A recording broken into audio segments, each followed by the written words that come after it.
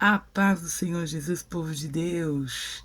Aqui é a pastora Andressa Pires, da cidade de Ouro Branco, Minas Gerais, e você está aqui no nosso canal no YouTube. Já vai aí clicando em seguir para estar conosco aqui, fazendo parte dessa família, em nome de Jesus. Estamos iniciando uma série de vídeos falando sobre as armaduras de Deus. Você conhece as armaduras de Deus? A Bíblia vai falar sobre as armaduras em Efésios capítulo 6, a partir do versículo de número 10. Hoje nós vamos iniciar falando sobre o capacete da salvação. Você sabe o que é? Você sabe por que Paulo faz menção a esse capacete? Então, como eu já falei para vocês, essa palavra está aqui em Efésios 6, a partir do versículo de número 10, que diz assim: No demais, irmãos meus, fortalecei-vos no Senhor e na força do seu poder. Revesti-vos de toda a armadura de Deus, para que possais estar firmes contra as astutas ciladas do diabo. Tem duas coisas que eu já quero aqui mencionar para vocês. É que é necessário vestir-se de toda a armadura de Deus. Não só de uma parte, não só de uma das partes dela, não só ter espada, não só possuir o escudo, mas ter a armadura de forma completa, para que então fique firme. A palavra firmeza tem a ver com não ser abalado, estar inabalável, ser constante. Para o judeu, a palavra verdade e firmeza, ou firme e verdade, é a mesma coisa. A palavra é para essas duas palavras para o judeu é uma, é emet. É estar firme, é estar na verdade, é estar em constância, é estar de uma forma que você não seja derrubado. Para se manter firme é necessário estar com toda essa armadura. Mais para frente eu quero fazer um vídeo, falando sobre essa questão dessa firmeza e falando sobre esse outro versículo, versículo 12, que eu quero trazer um outro estudo falando sobre esse versículo, porque agora se fala de batalha espiritual. O versículo 12 ele segue falando sobre batalha espiritual. Olha, porque não temos que lutar nem contra carne, nem sangue, mas sim contra os principados, contra as potestades, contra as hostes espirituais da maldade nos lugares celestiais, contra os príncipes das trevas deste século. Bom, esse versículo 12 já deixa bem claro que nós estamos em guerra. Nós que levantamos a mão para o Senhor Jesus, nós entramos em uma guerra, nós nos alistamos para uma guerra espiritual. E Paulo deixa bem claro que a nossa batalha não é contra carne nem sangue. O que ele quer dizer com isso é: a sua batalha, a minha batalha, a nossa batalha não são contra seres humanos, pessoas de carne e osso. A sua luta não é contra essa pessoa que está falando mal de você, que tem raiva de você, que se levantou contra você, que intentou contra a tua vida, que te traiu, que te abandonou. Não. Não é contra os irmãos da fé, não é contra as pessoas do mundo, não é contra aquele vizinho, aquela pessoa da tua família, não. É contra demônios. Aqui fala sobre 4 categorias de demônios. Fala sobre os principados, potestades, príncipe das trevas e hostes espirituais. 4 categorias de demônios, que é em outra aula que eu preciso trazer isso aqui para vocês. Mas desde já, eu já quero mostrar para vocês que há uma forma de estar blindado e protegido contra todos esses tipos de demônios e contra todos os tipos de ataques, sejam dardos inflamados ou setas. Você, revestido, está protegido. Revestido, você está protegido. O versículo 13 já começa dizendo: portanto, tomai toda a armadura de Deus, toda a armadura de Deus, para que possais resistir no dia mau. Sim, existe o dia mau. Alguns dias que nós não estamos nos sentindo bem. Tem dias que parece que o céu está de bronze, está fechado, um peso sobre as suas costas. Existem dias que nós estamos, parece que numa batalha mais assídua, mais forte, mais evidente, mais claro que nós não estamos lutando contra nada físico, é algo espiritual e não está no nosso controle.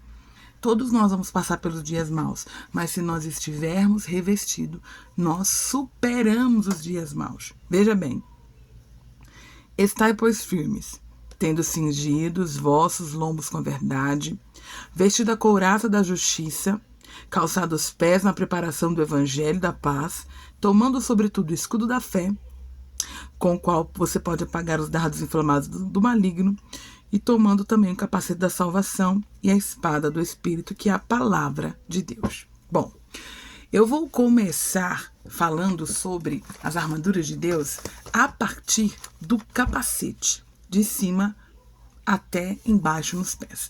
Vamos começar então por aqui, o capacete da salvação. Bom, primeiramente que eu quero que você entenda que Paulo ele faz uma alegoria com as armaduras de Deus, comparando com o que ele conhecia do que era uma armadura na época. Ele faz uma comparação para que também os cristãos que recebessem essa carta aos Efésios entenderiam o que era essa armadura espiritual, que eles já estavam familiarizados como que um soldado, por exemplo, da época, um soldado romano se vestia para a guerra. Ele tinha que ter capacete, ele precisava estar com a couraça, ele precisava ter um cinto, ele precisava estar com os pés calçados, ele precisava ter uma espada e ter um escudo. Então ele faz uma alegoria, comparando que da mesma maneira que um soldado se protege dos inimigos, nós também precisamos nos proteger dos inimigos espirituais, os demônios. Bom, você deve ter, nós, devemos ter em mente um capacete. Quando a gente pensa em capacete, como o nosso tempo é outro, a gente vai imaginar o quê? Capacete de trabalho, por proteção de alguma área que você trabalhe, que seja uma área que precisa se proteger, como, por exemplo, quem trabalha em obras, quem trabalha aqui na minha região, as pessoas trabalham mais na Gerdau, E lá na Gerdau existem, por exemplo, os montadores de andaime, que por segurança no trabalho eles precisam usar um tipo de capacete.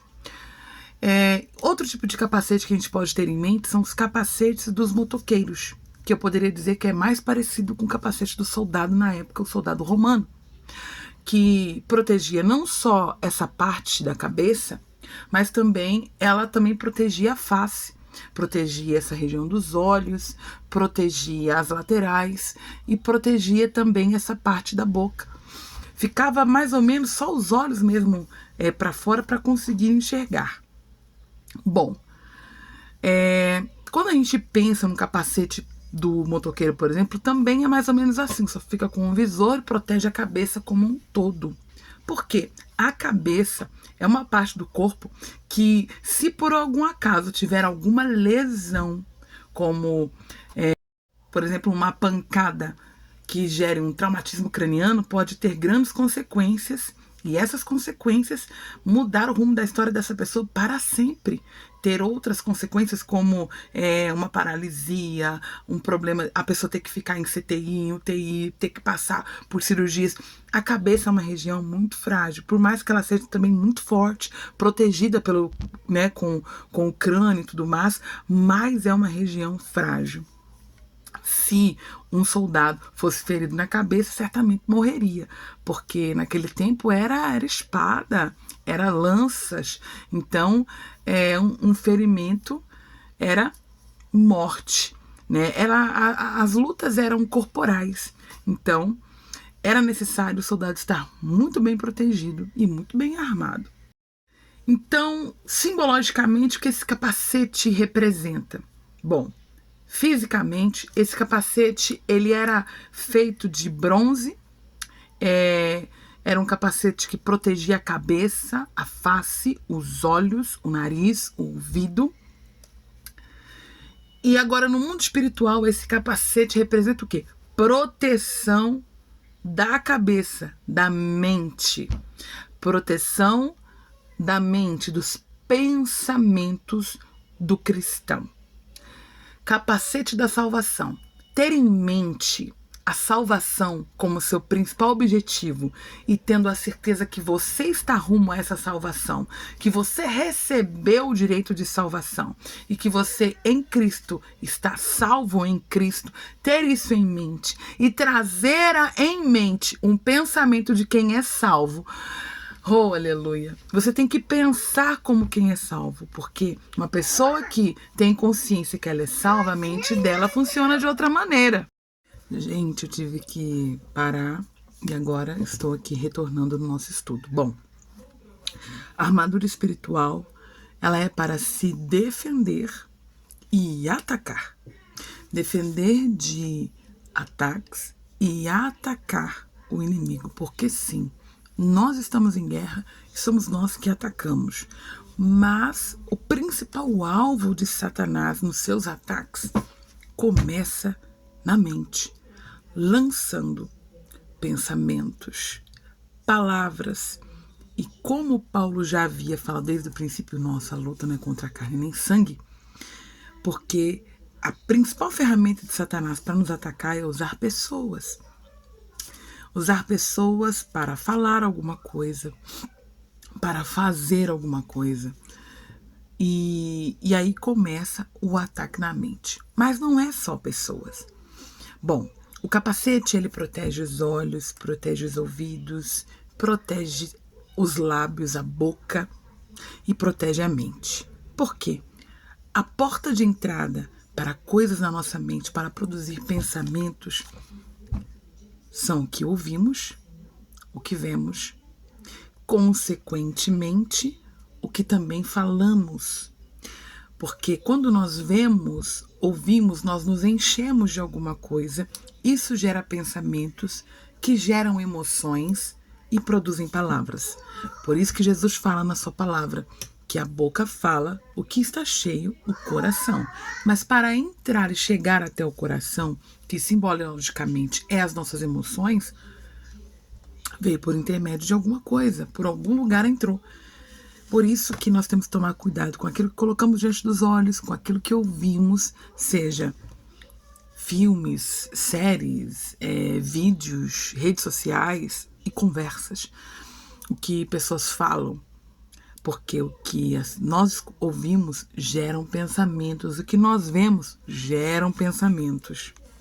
Ter em mente que você é salvo, como está lá em Efésios 2, 8 e 9, que diz isso aqui: porque pela graça sois salvos por meio da fé, isso não vem de vós, é dom de Deus. Ter isso em mente muda tudo, porque Satanás, ele tem essa estratégia de atacar, e o nosso campo de batalha é a mente, a nossa mente é o nosso campo de batalha. Quantas vezes você se pega pensando coisas que você não imaginava que você ia pensar aquilo e você começa a pensar. Você começa a pensar, isso não vai dar certo. Aquilo não vai dar certo. Eu acho que, não sei. Aí você sente uma dor, você começa a pensar, eu acho que eu tô doente. Aí você começa já a falar o nome da doença no teu pensamento. Aí, do nada, você se sente insatisfeito com o seu casamento. Pensa em separar. Às vezes tá tudo bem e você tá pensando em separar. Ou você começa a pensar coisas que você fala, meu Deus, mas que estranho. Do nada você começa a pensar, acho que fulano não gosta de mim. Acho que ciclano tá falando mal de mim. Acho que Bertrand tem inveja de mim. Por que aquela pessoa será que olhou pra mim daquele jeito? Pensamentos que parecem que são seus e na verdade são ataques espirituais. Ataques do inimigo contra a sua mente. Bom, por isso que Paulo também diz lá em Romanos 12, 2, que nós não podemos nos conformar com este mundo. Nós temos que ter renovação de mente. Quando se fala de renovação de mente, se fala de metanoia, mente transformada. Como? Enchendo a sua mente, seus pensamentos, da palavra de Deus, como está escrito em Salmos 1. Você viu umas bolinhas aí voando, é o Josué. Salmos 1 diz que bem-aventurado o homem que não anda segundo o conselho dos ímpios, ouvir os ímpios.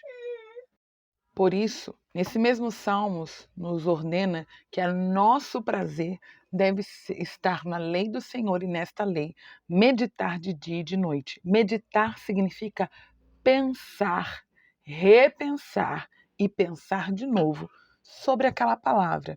Por exemplo, fazer um devocional é uma estratégia para você sempre estar com a mente protegida.